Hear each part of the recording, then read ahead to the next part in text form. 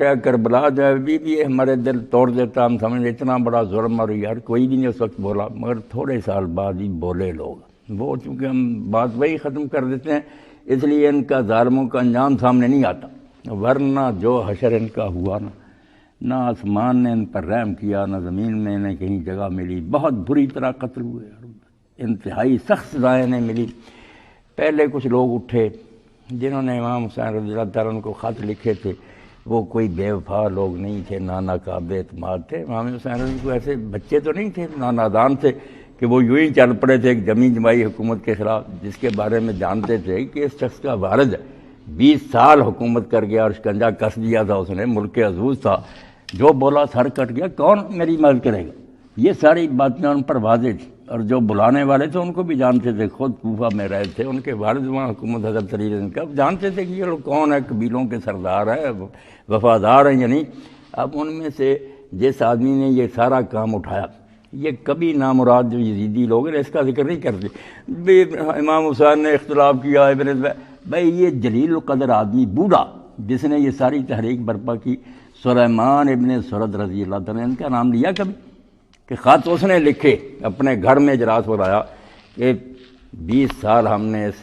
طاغوت کی حکومت دیکھی, اب جاتے وقت ہم پر یہ ظالم مسلط کر گیا. ہاں تو شکر ہے کہ ہم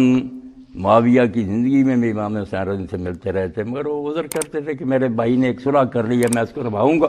اگر بعد میں بھی اس نے امت کو نہ چھوڑا تو میں پھر جو مناسب کرے. یہ وعدہ امام حسین پہلے ہی کرتے رہتے, یہ لوگ وفد بن کر آتے. تو اب انہوں نے جب سنا کہ حضرت امام حسین رضی اللہ عنہ نے بیعت سے انکار کر دیا کہ یار وہ وقت تو گزر گیا, میرے بھائی کا عہد تھا, میں نے نبھا دیا, اب یہ کوئی بات ہے کہ ساری امت کو چھوڑ کر اتنے بڑے بڑے اصحاب موجود ہیں, یہ چھوکرا جو حضرت عثمان رضی اللہ عنہ کے زمانے میں پیدا اس نالائق کو مسلط کر دیا ہم پر. مکہ چلے گئے, یہ خبر کوفہ بھی پہنچی. تو حضرت سلیمان ابن سرد خدائی رضی اللہ تعالیٰ نے, بہت حدیثیں بخاری شریف تک بلایا اجلاس, لوگوں نے ساتھ دیا کہ بالکل ٹھیک, ہم تو پہلے ہی منتظر تھے کہ یہ کوئی حکومت ہے اسلامی. خط لکھے. تو ہوا یہ کہ جب ان لوگوں بیچاروں نے خط لکھے, امام حسین رضی اللہ عنہ گئے, تو اب جو یزید کے حامی لوگ تھے انہوں نے وہاں جو گورنر تھے حضرت نعمان ابن بشیر رضی اللہ عنہ سے کہا کہ یہ تحریک زور پکڑ رہی ہے, مسلم ابن عقیل آئے ہوئے ہیں, بیعت کے لوگ کر سختی کر. اس نے کہا یار کس بات پر میں سختی کروں, جب تک وہ کوئی مسئلہ نہیں پیدا کرتے, لا اینڈ آرڈر کا خیال ہے ان کا کہ ہم نہیں اس حکومت, اس پر میں کیا سزا دوں. تو انہوں نے پھر یزید کو خط لکھ دیا, اس کے حامیوں نے. اس نے حضرت نعمان کو معطل کر کے پھر اس شخص کو بھیجا جو قصاب تھا, ظالم, جس کے ظلموں سے آج تک اسلام کی تاریخ روتی, 20 سال سے بھی کم عمر کا تھا, عبید اللہ ابن زیاد حرامی کو بھیج دیا.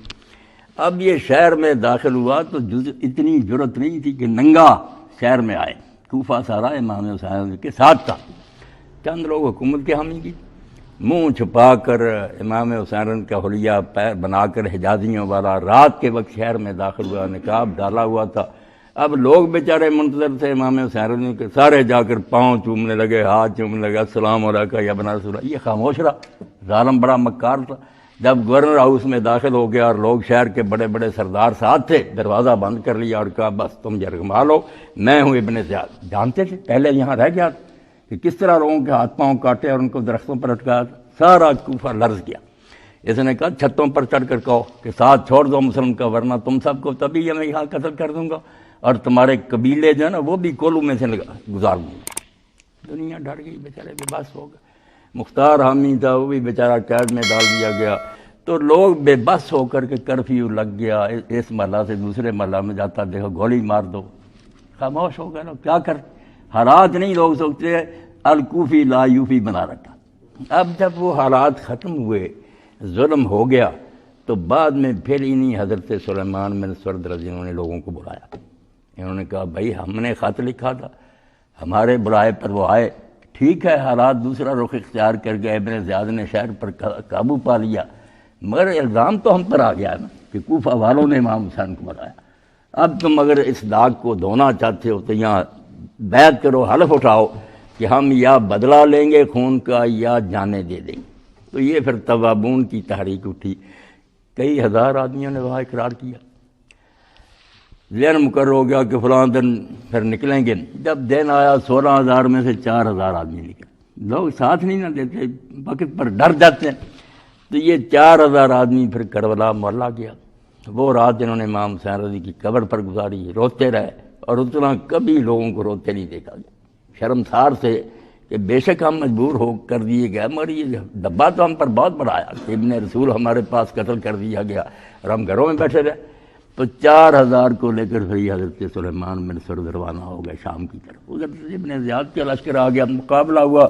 یہ بیچارے مارے گئے۔ جس طرح انہوں نے جانیں دی نا، وہ ایک ایک کی شہادت پڑھنے کے لائق کس طرح وہ میدان میں جاتے تھے اور علانیہ کہتے تھے کہ ہم نے تو اپنی جانیں اللہ کے لیے بیچ دی ہیں، ہم کو واپس نہیں جانا چاہتے، فتح نہیں پائیں گے، شہید ہو جائیں گے۔ مختار جو تھا ان دنوں میں یہ قید میں تھا، اس نے پیغام بھی بھیجا کہ سلیمان آپ لوگ نیک ہیں، یہ ہیں حرامی، آپ ان سے نہیں نبٹ سکتے، صبر کریں، مجھے نکلنے دیں، موقع ملا میں بدلہ لوں گا، میرے ہاتھ سے یہ ظالم ختم۔ مگر حضرت سلیمان نے کہا پتہ نہیں یار تیرے بھی کیا سیاسی عزائم ہیں، تم لوگ اپنے اپنے الو سیدھے کرتے ہو، ہم تو اپنی ندامت کی وجہ سے نکل رہے ہیں کہ ہم مدد کیوں نہیں کر سکے، ہمیں تیرے سیاسی منصوبوں سے کوئی۔ جب شہید ہو گئے اسے خبر ملی، پھر بھی اس نے خیر افسوس کا پیغام باقی جو بچ گئے تھے ان کو بھیجا۔ اب اللہ کو جو منظور ہوتا اس کو کوئی روک نہیں سکتا، بے شک یہ باڈی گارڈ رکھ لیں اور سکیمیں بنا لیں، اس راستے روک لیں، مگر اللہ تعالیٰ وہیں سے کوئی راستہ نکال لیتا ہے ان کو سزا دینے کا۔ اب مختار کو عبید اللہ ابن زیاد نے بعد میں قید خانے سے منگوا لیا اور جلاد کو تیار کر دیا کہ مختار کا سر اڑا دو۔ آدمی بڑا قابل تھا، اس کے باپ جو تھے ابو عبید ثقفی، انہوں نے حضرت عمر رضی کے زمانہ میں بڑا مار کا سر کیا تھا، ورنہ سارے مسلمان کچلے جاتے۔ قادسیہ کی جنگ میں اگر وہ عبید جو تھا اور اس کے بھائی پل پر نہ لیٹ جاتے ہاتھیوں کا، مسلمان مارے گئے۔ عبید وہ جسر کا واقعہ ہے، اور بہن اس کی مختار کی صفیہ حضرت عبداللہ بن عمر رضی کے گھر تھی۔ اللہ تعالیٰ اپنی تقدیر کے لیے راستے بنا لیتا۔ جب وہ مختار کو قتل کرنے کے لیے تیار ہوا عبید اللہ، تو حضرت عبداللہ بن عمر نے یزید کو لکھ دیا کہ عبید اللہ ایسا کرنا چاہتا ہے، اس کو ہدایت کر کہ وہ مختار کو ہاتھ نہ لگائے۔ اب یزید اس لیے کہ وہ پہلے امام حسین رضی کے قتل سے بہت ذلیل ہو گیا تھا، چاہتا تھا کچھ لوگ جو ان کو ممنون کروں۔ اس نے کہا ابن عمر نے سفارش کی ہے، بہت بڑے آدمی ہیں، اس پر تو بھی عمل ہونا چاہیے۔ اس نے کرندہ دوڑا دیا کہ فوراً کوفہ پہنچ اور اس کو اس حرکت سے روک لیا۔ اللہ کا کرنا کہ جلاد اس وقت تلوار لیے کھڑا تھا، رین وقت پر اس نے پروانہ آ کر ایسے عبید اللہ کے حوالے کر دیا۔ تو اس نے کہا بھائی اب میں مجبور ہو گیا ہوں، میں کوئی اس کو قتل نہیں کر سکتا، مگر 3 دن کے بعد میں تجھے شہر میں نہیں دیکھنا چاہتا، نکل جا یہاں، بس اتنی رعایت میں تیرے ساتھ کر سکتا ہوں۔ اب یہ اس کے لیے بڑی مفید ثابت ہوئی۔ مختار وہاں سے نکلا، بڑا لیکچرار تھا، خطیب تھا، جس شہر بستی سے گزرا یا لسارات الحسین، وہ چیختا گیا کہ لوگوں حسین کا بدلہ تم نے لیا ہی نہیں اور کلمہ کو بنے بیٹھے ہو۔ ہر بستی میں آگ لگا دی، مکہ چلا گیا، وہاں عبداللہ بن زبیر نے پہلے ہی یزیدی حکومت کے خلاف سے ان سے مل گیا،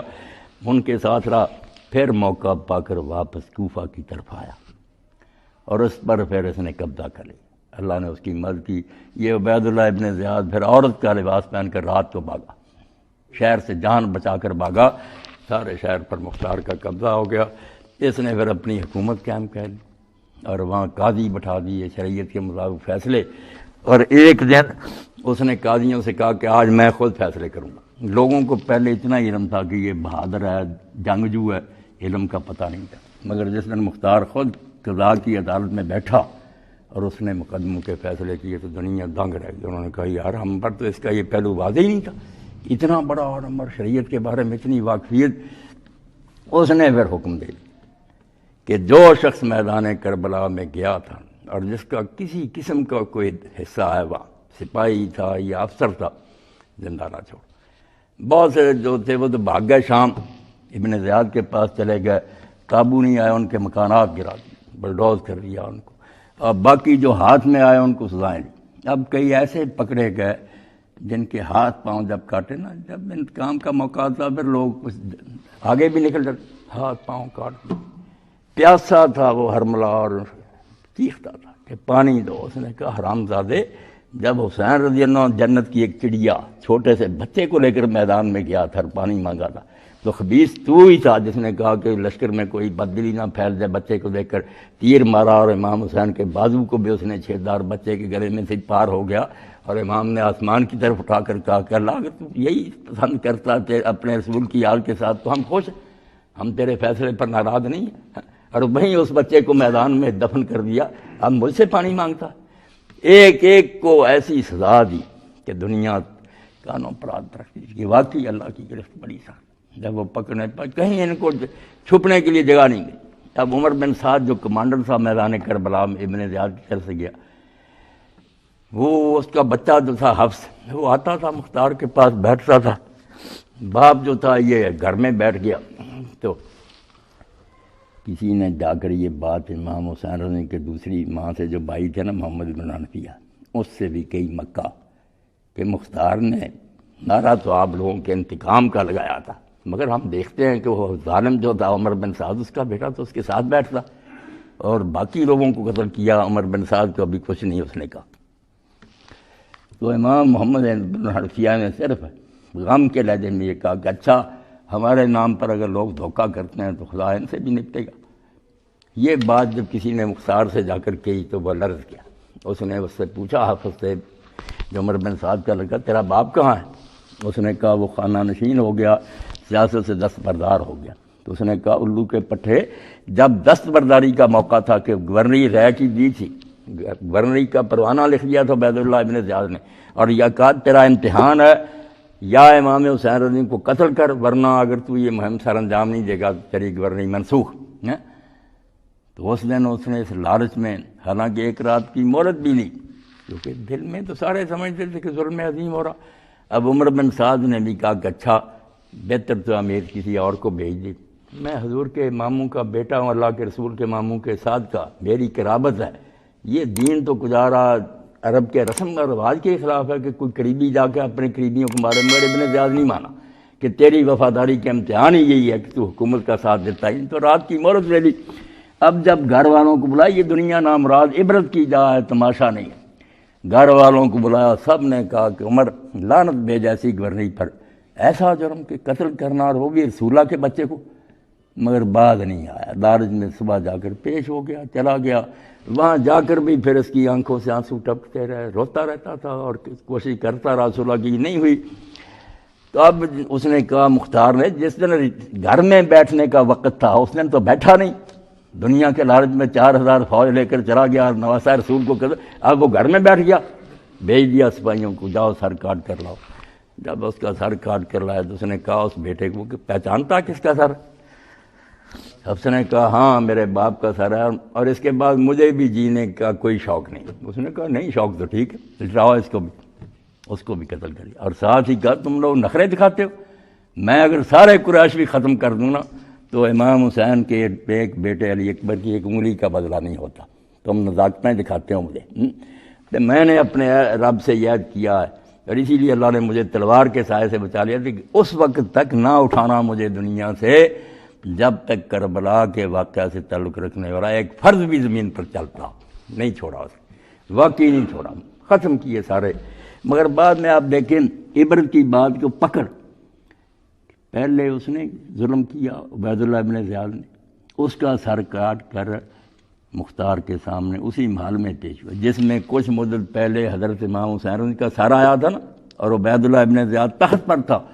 تو صحیح بخاری شریف میں کہ وہ اپنی چھڑیاں امام حسین کے منہ پر مار رہا تھا، تو کتابوں میں آتا ہے کہ حضرت زید بن ارقم نے دیکھا تو انہوں نے کہا یار چھڑی اٹھا لا، میں نے تو انہوں ہونٹوں پر رسول اللہ کے ہونٹوں کو دیکھا، حضور چومتے تھے، کہنے لگا تو اگر بوڑھا نہ ہو گیا ہوتا تیرا سر بھی ان کے ساتھ ہی شامل ہو جائے۔ تو وہ روتے اٹھ گئے اور انہوں نے کہا لوگو اب تم ہمیشہ کے لیے غلام ہو گئے کہ سمیہ کا بیٹا گورنری کرے اور رسول اللہ کے بچے کے ہونٹوں پر چھڑیاں پڑیں، اب تم مسلمان عزت کی زندگی نہیں گزارو گے۔ تو پہلے امام حسین کا سر آیا، وہیں پھر عبید اللہ کا سر آیا مختار کے سامنے، بعد میں مختار کے خلاف بھی چونکہ یزیدی حکومت تو ختم ہو گئی مگر ابن زبیر کی حکومت بن گئی، وہ بھی خلاف ہو گیا کہ کوفہ پر یہ کیوں قابض ہو گیا، تو مصعب کو بھیج دیا۔ مصعب ابن زبیر آیا، اس نے کوفہ کا محاصرہ کر لیا، پھر رسد روک دی، سارا آنا جانا تھا کھانے پانی کا بند ہو گیا، شہر مرنے لگا۔ ان حالات میں بہت سے لوگوں نے مختار کے ساتھیوں نے امان مانگ لی، معافی مانگ لی، حکومت کے ساتھ مل گئے، مختار کے ساتھ بندے رہ گئے تھوڑے۔ جب اس نے سمجھا کہ اب مقابلہ تو کیا ہوگا، غسل کیا، جو خوشبو میت کو لگائی جاتی وہ حنوط، وہ ساری خوشبو لگائی، کفن پہنا، باہر آ کر اس نے کہا مصعب میں نے زندگی اپنے رب سے صرف اس لیے مانگی تھی کہ یہ قاتلان حسین کو زمین سے نابود کر، وہ کام ہو گئی۔ اب مجھے زندہ رہنے کی کوئی تمنا اور شوق نہیں۔ اگر تم مجھے مارنے پر تلا ہوا تو میں بہادری سے جتنا مقابلہ کر سکتا، وہ بھی مارا گیا، پھر اس کا سر بھی مصعب کے سامنے گیا۔ اب مصعب کا بھی یہی حال ہوا کہ وہ بڑا دوست تھا عبد الملک بن مروان کا، وہ خلیفہ بن گیا، بڑی دوستی تھی، بڑا یارانہ تھا بچپن سے۔ مگر پھر جب قتل ہوا اور اس کا سر عبد الملک کے سامنے آیا تو اس وقت عبد الملک نے بھی یہی کہا، ہے بھی حقیقت الملک حکیم، کہ یہ حکومت اور سیاست جو ہے نا بے رحم، اس کی میں کسی کے، اس نے کہا یار اس سے زیادہ پیار مجھے کسی سے تھا، مگر حکومت کی خاطر اس کو بھی مروا دیا۔ تو یہ مصعب بھی جب میدان جنگ کے لیے روانہ ہوا نا، اسی لیے اللہ تعالیٰ تاریخ بیان کرتا ہے قرآن میں، نوح علیہ السلام سے لے کر کے علم حاصل کرنا تو پڑھتے آؤ کہ دنیا میں کیا ہوتا رہا ہے۔ کس تاریخ ہے ز خود بیگانہ ہے، داستان ہے قصہ ہے افسانہ ہے۔ اقبال کہتا ہے بیوقوفو تو سمجھتے ہو تاریخ کہانیاں ہوتی ہے، کہانیاں نہیں، اس دنیا میں اللہ تعالیٰ کی عملداری کا روز نامتا ہے کہ اس دنیا پر وہ کیسے راج کر رہا ہے، کس طرح لوگوں کو سر بلند کرتا، کس طرح پھر وہ ذلیل و خوار کرتا۔ پڑھنے سے تعلق رکھتا۔ مصعب کے گھر میں اس زمانہ کی دو سب سے زیادہ خوبصورت عورتیں تھیں، ایک امام حسین رضی کی بیٹی تھی، ایک حضرت طلحہ کی بیٹی۔ اب یہ مختار جب مصعب چلا ہے نا مقابلہ کے لیے، تو اس نے کہا، حضرت حسین رضی کی بیٹی نے راستے میں کھڑی ہو گئی، اس نے کہا مصعب تم دیکھتے ہو کہ حالات کیسے ہو گئے، تم ان حالات میں کیوں جا رہے ہو؟ تو اس نے جواب میں کہا لم یترک ابو کے لبن الحرۃ عذرا، کہنا تیرے باپ نے کسی شریف زادے کے لیے کوئی بہانہ نہیں چھوڑا۔ حالات تو نظر آ رہے ہیں، مگر تو اپنے باپ کی طرف دیکھ، تیرا باپ جب نکلا تھا اور جس حال میں میدان میں گیا اور جس طرح شہید ہوا، اس کے بعد کسی حلال زادے کے پاس کوئی بہانہ ہے کہ حالات خراب ہے، اس لیے بات نہیں بن سکتی، تم سے زیادہ مجھے کون پیاری ہو دونوں سے، مگر اس وقت یہی ہے کہ میں میدان جنگ میں جاؤں، مارا گیا۔ اب جب عبد الملک کو پتہ چلا کہ یہ محل جو ہے کوفہ کا، یہاں امام حسین کا سر آیا، پھر عبید اللہ کا آیا، بعد میں مختار کا آیا، پھر مصعب کا آیا، تو یہ تو محل ایسا ہی، اس نے پھر وہ محل جو تھا نا گروا دیا، اس کو ختم کر دیا کہ شامت میرے ہی پہ آنے والی۔ تو اللہ تعالیٰ اس لیے کہتا ہے کہ انا بطش ربک لشدید، تیرے رب کی پکڑ بڑی سخت ہے، کوئی نہیں اس کو روک سکتا۔ اور یہ آپ دیکھتے ہیں کہ امیر معاویہ کا خاندان جو تھا ابو سفیان کی اولاد، ان کا تو سلسلہ فوراً ہی ختم ہو گیا نا، امت نے اتنی نفرت کا اظہار کیا، بعد میں جو ہم بنو امیہ کہتے ہیں وہ تو مروان اور اس کی اولاد ہے نا، دوسرا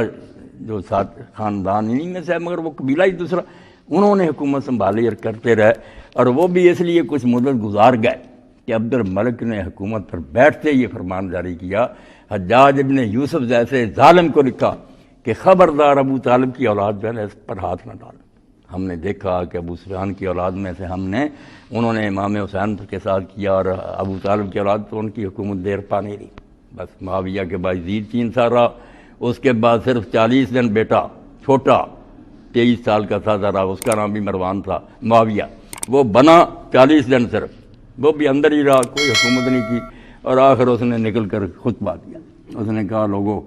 اگر یہ حکومت کوئی اچھی بات ہے تو ہم نے اس سے لطف اٹھا لیا، اور اگر برائی ہے نا تو ٹھیک ہے، میرے باپ دادا نے یہ برائی سے میل لی، قبروں میں جواب دیتے ہوں گے، میں یہ بوجھ نہیں اٹھا سکتا،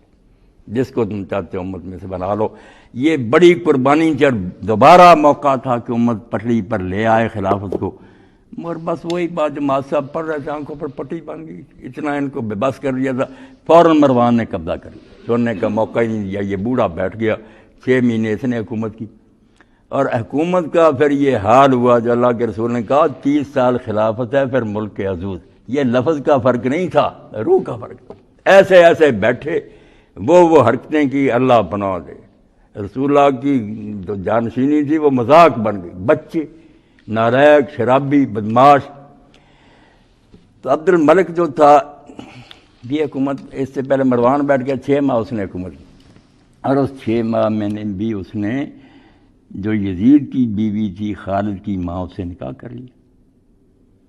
یہ خالد بھی دربار میں بیٹھا، حالانکہ وعدہ اس سے کیا، یہ ناراض ہوا کہ باپ کی ہمارے کی گدی تھی، ہم نے یہ کچھ کیا اور تم نے سنبھالی، تو مروانے کا کوئی بات نہیں، میرے بعد تم خلیفہ ہوگی، وعدہ نہیں پورا کیا۔ بعد میں اپنے بیٹے کو عبد الملک کو کر گیا، نہ خلیفوں کی کوئی زبان رہی، نہ کوئی بات رہی۔ حالانکہ آپ اسلام تاریخ پڑھیں نا عرب کی، عرب میں ہر برائی تھی، جوا، شراب، زنا، قتل، سب کچھ تھا، مگر بات کے پکے تھے۔ ایک ہی بات تھی عربوں کے پاس جس کی وجہ سے اسلام ان میں آیا کہ اتنی جنگ جوئیوں اور خون ریزیوں کے ہوتے ہوئے جب بات منہ سے کہہ دیتے ہیں نا عرب، کسی سے وعدہ کر لیا اس کو نبھاتے تھے، حتیٰ کہ جنگل میں اگر دو دشمن ہتھیاروں سے مسلح آمنے سامنے آ گئے، مگر ایک نے کہہ دیا یار تو میری امان میں نے وعدہ کر لیا تجھے نقصان، اسی وقت دونوں ہتھیار اتار کر پھینک دیتے، اکٹھے سوتے، اکٹھے سفر کرتے، کوئی اپنے قول سے پھرتا نہیں تھا۔ اور یہ ان کا اتنا مسلمہ تھا کہ اپنی مجلسوں میں وہ رات کو جب بیٹھتے سمر کہتے تھے، اس کو داستان کوئی بیٹھ جاتے تھے، پھر اشعار سننے، نظمیں سننی، تو سیموئل کا قصہ عرب ضرور سنتے تھے کہ یہ روایت ختم نہ ہو جائے۔ اب سیموئل بن عادیہ کون کہ ایک قبیلے کا سردار تھا،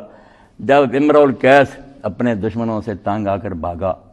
شام کی طرف، تو جو اس کے پاس ساز و سامان تھا وہ اس نے نا بھاگتے بھاگتے سیموئل کے حوالے کر دیا کہ یار یہ میرا سامان اپنے پاس امانت رکھ رہا، خود بھاگ گیا۔ اب دشمن آ گئے، انہوں نے قلعہ گھیر لیا، پتہ چل گیا کہ اس کا سارا مال و دولت اس کے پاس ہے۔ انہوں نے سیموئل کو بلا کر کہا کہ قلعے کے اوپر آ، ہماری بات سن، یعنی ہماری دشمنی کوئی نہیں، تو درمیان سے نکل جا، اس کا سامان ہمیں دے دے، تو کیا اس لڑائی میں آتا۔ اس نے کہا اس میں کوئی شک نہیں کہ میری تمہاری کوئی جنگ نہیں، مگر میں عرب ہوں، وہ میرے پاس رکھ گیا، میں نے اس کا اس وقت سامان وصول کر لیا، امانت رکھ لی، نفع مجھے کوئی نہیں، مگر میں اب اپنی بات سے نہیں پھر سکتا، کچھ ہو جائے نا، میں اپنے قول کو اگر گندا کر دوں، میری بات نہ رہے تو سارے عرب میں تو بوڑھی عورتیں تک چرخہ کاٹتے کہیں گے کہ سیموئل کوئی عرب نہ نکلا، یہ نہیں ہو۔ اب آپ دیکھیں حیرت کی بات ہے کہ سیموئل کا ایک ہی بچہ تھا اور وہ خود بوڑھا ہو چکا تھا، بیٹا گھر پر نہیں تھا، وہ باہر سے آیا، دشمنوں نے پکڑ لیا، انہوں نے کہا چھت پر آیا، انہوں نے کہا یہ بیٹا تیرا ہے؟ اس نے کہا تو بوڑھا ہو گیا نا، ہاں کوئی بعد میں اولاد کی امید تو نہیں، انہوں نے کہا اب بھی دے دے سامان ورنہ تیرے سامنے ذبح کر دے۔ سیموئل نے کہا ذبح کر دو، بیٹا میں مروا لوں گا، زبان اپنی کو گندی نہیں کروں گا۔ یہ وفا جب سے اس کی ضرب المثل ہو گئی تھی، اس لیے خلیفے اور زبان سے پھرنے۔ یہ عبد الملک جب پھر گیا، اپنے بعد اس نے عمر بن سعید کو عہدہ نہ دیا، خود ہی سنبھالیا،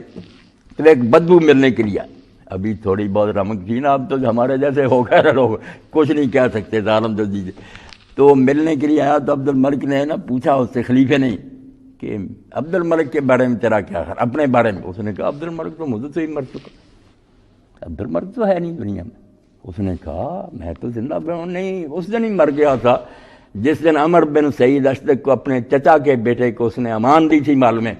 کہ ہتھیار رکھ دے، میں تجھے اپنے بعد خلیفہ بناؤں گا، اور بعد میں دھوکے سے اس کو ذبح کر دیا تھا، اسی دن مر گیا۔ عربوں کی نظر میں عبد الملک اب دنیا میں نہیں ہے، یہ کوئی انسان ہے کہ زبان کر کے پھر جائے۔ تو خلافت جو تھی اس کا پھر یہ حشر ہوا کہ یزید کی نسل تو بس